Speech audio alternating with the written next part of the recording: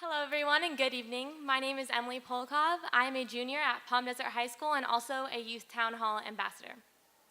It is an honor to introduce you to tonight's main speaker, author and financial journalist, Michael Lewis. Mr. Lewis has numerous New York Times best-selling books on subjects that range from finance to sports. You may have heard of his famous novels-turned Academy Award-nominated movies, The Blind Side, Moneyball, and The Big Short.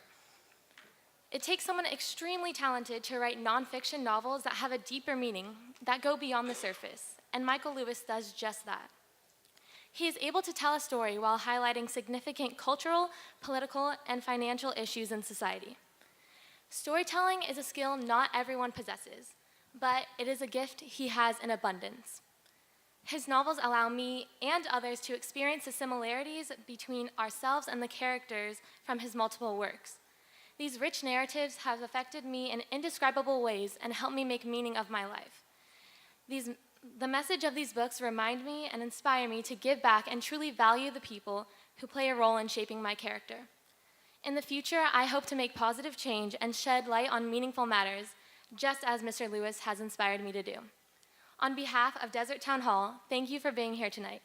Now please join me in welcoming Michael Lewis. So I'm Michael. My father is Mr. Lewis. I'd love to have a sense of who is here. How many of you are not high school students? God, there's so much cheating going on. So high school students, pay attention. This is how you get ahead in life. You sneak into things you shouldn't be in. All right, that's how many, high school students, how many are freshmen? Sophomores? Juniors? There we go, yes, yes. Seniors? Oh, a lot of seniors. And some of the older people in the back raise their hands for seniors. You notice that? They're double dipping. So I'm a writer. Did they make you read my books before you came? No, they didn't. No, yeah, they should have. It's always better if I'm homework. I have a freshman in high school and a senior in high school. So I have some sense of what your life is like. And it is so different from what my life was like when I was your age.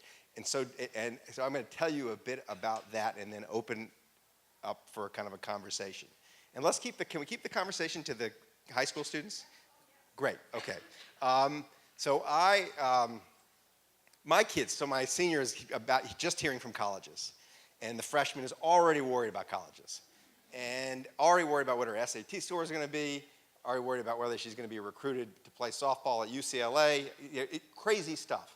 I didn't have any sense when I was 17 years old that I'd ever have to even get a job. I mean, I was worried about, I had no sense of worrying about where I was going to school. I ended up going to a very good school, but I didn't agonize over it. I mean, I had a childhood, unlike I suspect you guys, because my kids have had so much less of a childhood than I have. And I had, in particular, no sense that I was, because I had no sense I was supposed to figure out what I was going to be when I grew up, when I was 15, 16, 17, no sense of myself as a writer. In fact, when I was a sophomore at the Isidore Newman School in New Orleans, Louisiana, I got a D in English. When I was a senior at Princeton University. Just then starting to get a sense that I really like putting words on the page and maybe that would be something I would do for a living. I wrote the closest thing I ever wrote as a student to a book. They made us write a senior thesis and it was 150 pages and I put my heart and soul into it and I started to get a little vain about how I wrote because I was enjoying how I wrote. And when I went to go defend my thesis to the professors who were charged with evaluating it, they didn't say anything about how it was written. And in the end of it, I was kind of disappointed. So I said, so what'd you think of the writing? And my thesis advisor said, put it this way, never try to make a living at it.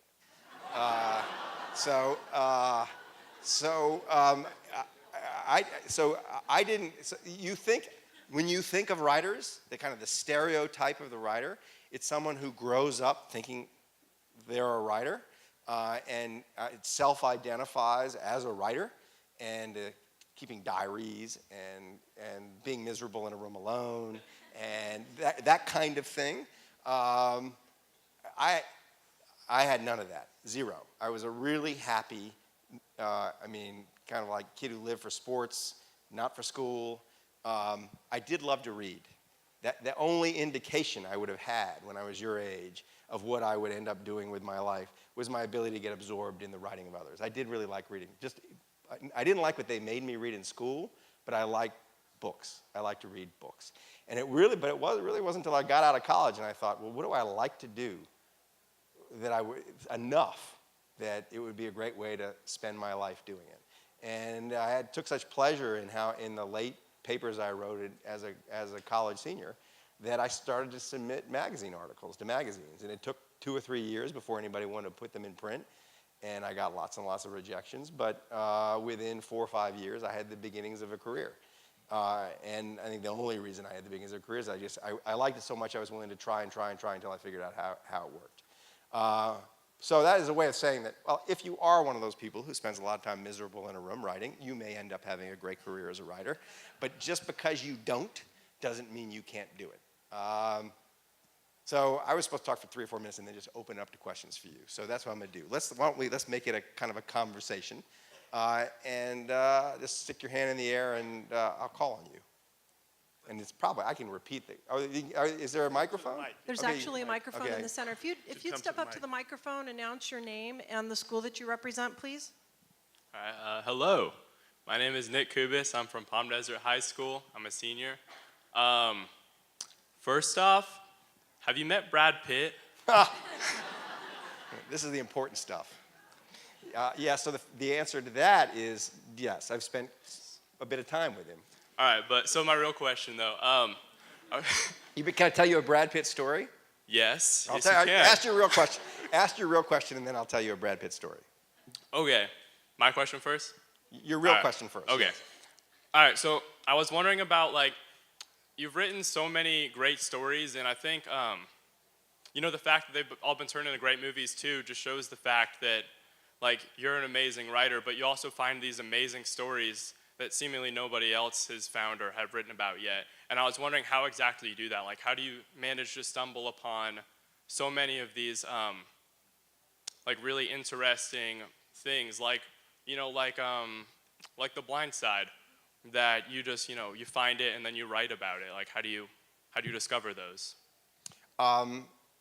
So there's no formula. Let me tell you the story how The Blind Side came about, and that will actually speak to what I was saying about my youth, and also show you just how haphazard finding the stories that I write books about is. I was finished with Moneyball, and Moneyball was beginning to be a big success, and I was being encouraged to write about sports if I wanted to write about sports. And I thought I wanted to write something about my high school baseball coach because he'd meant so much to me. It was a way of writing about a teacher who changed my life. And I was passing through Memphis, Tennessee, and I thought before I go write this story about my high school baseball coach, I ought to talk to a couple of other people who were coached by him, to whom he was important, just to get other perspectives. And so I called up a kid I'd been in school with from kindergarten through 12th grade. We were in the same school, same class. His name is Sean Toohey. And Sean Toohey was the dad in the Blind Side family. He played by Tim McGraw in the movie. And I hadn't seen Sean since we graduated. But Sean was the catcher on the baseball team, and I was a pitcher. And Sean came and got me at the Memphis airport, took me to his house, where I spent a couple hours just kind of talking to him about Coach Fitzgerald. Meanwhile, there was a 6'5", 350-pound black kid sitting in his living room in rich suburban, all-white Memphis, Tennessee, who Sean never introduced me to and never told me what he was there for. And the way back to the airport, I said, Sean, who was the black kid? And I remember him saying, he said, first you got to tell me. He says, who writes your books? And I said, what do you mean, who writes my books? He says, who puts the words down on the page and stuff? And I said I write the books. That's why it says it's by Michael Lewis. and he said, you were a dumbass like me in the back of English class. He says, and there's no way you wrote any book. And finally he gets to who the black kid in the living room was. And he says, Leanne, his wife, had picked him up off a bus stop where he was sitting in shorts and a T-shirt in the snow and having recognized him as someone who had just come to their kid's school and brought him home, found out he was homeless, illiterate, mother was in some sort of drug rehab program, dad was dead, and kind of had taken him in, but they'd just taken him in. So I just got curious. I mean, it seemed like a curious situation. I didn't think I was going to write about it, but Sean and I were now back in touch, and we'd talk every few weeks, and he'd tell me one more amazing thing that had happened. At some point, I saw that there was enough stuff there that I could frame it as a story. I could see that the kid's life was being transformed. There were a number of forces in the world that were transforming the kid's life. And I could tell a story about the transformation of this kid. But that's an accident. I bumped into the story. And that's why I finished a book in November. I finished promoting in the end of January. And I'm now in one of those in-between stages. I'm just kind of talking to people, wandering around. I don't know what the next book is, and maybe I'll never bump into it. But it is, I don't have a formula. And so that took so long, I'm not going to tell you the Brad Pitt story. Unless someone really wants to hear. I want other people to have a chance. My name is Robert O'Brien, and I go to Indio High, and I wanted to know how long did it take you to, from the beginning to the end to write The Blind Side? So from the moment I saw Michael Orr sitting in their living room to the moment I thought there's a book, it's probably a year. It was probably another year of gathering the material for the book, and writing it took 6 months. And that's pretty typical. The books have ranged from kind of 5 months to 9 months to actually put the words on the page. The hard part for me is figuring out that there is a book, what the book's about, what the outline looks like, what the shape of the story is. That takes a year and a half. I'd say as a rule, that's probably right. Year and a half to kind of gather the material, shape it, think about it, scribble some notes about what chapters are going to look like, and 6 months to write it. Hi, I'm Mary Becerra. I'm a senior at Rancho Marsh High School, and my question is, do you think student loan debts is the next bubble to burst? And if you do, have you done any research, and would you consider writing a book about it? So even if it were the next bubble to burst, I wouldn't think of it as a story for me. I've kind of written that story about a bubble bursting, right? And even if there were characters like Big Short characters who saw it coming, I've kind of done that. So my answer to your first question, is it the next bubble to burst? I have no idea. I can tell you that one of the main characters in The Big Short, if you saw the movie version, the guy Steve Carell played, has been saying that student loans are the next bubble since 2008, and which tells you something about bubbles, right? We're now 9 years later. That they can go on and on and on a really long time before they burst. And predicting when they're going to burst or how or why is often very hard. And with a wave of a wand, the federal government might come in and do something that completely eliminates takes a lot of the risk out of the marketplace. You never know.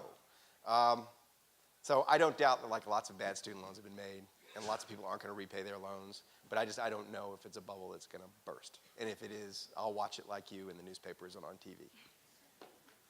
Thank you very much, Mr. Lewis.